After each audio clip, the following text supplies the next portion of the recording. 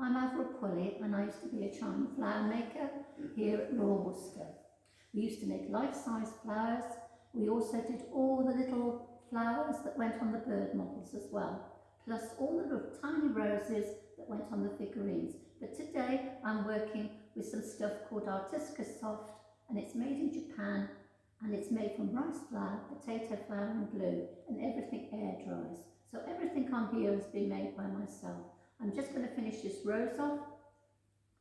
I'm going to put the last petals on. This is just a very standard little tea rose. Now it comes in white, this stuff, but then you colour it up with very strong colourings that I used to use when I used to make sugar flowers. So we're going to leave this to dry. And when it's almost dry, this little tail will be cut off and wires will be inserted into it. And the only time I use a bit of glue is when I have to put the wire in.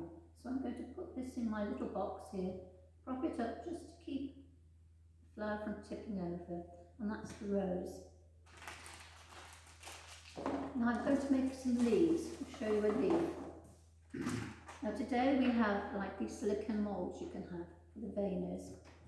So you can make your own veiners, which I have done in the past with Fimo. So we get our serrated edge, little serrated edge cutter.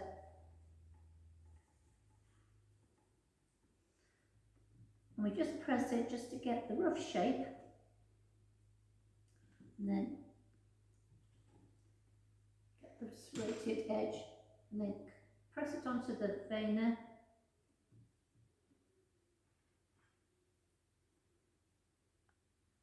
And then we get a bit of PVA glue and a wire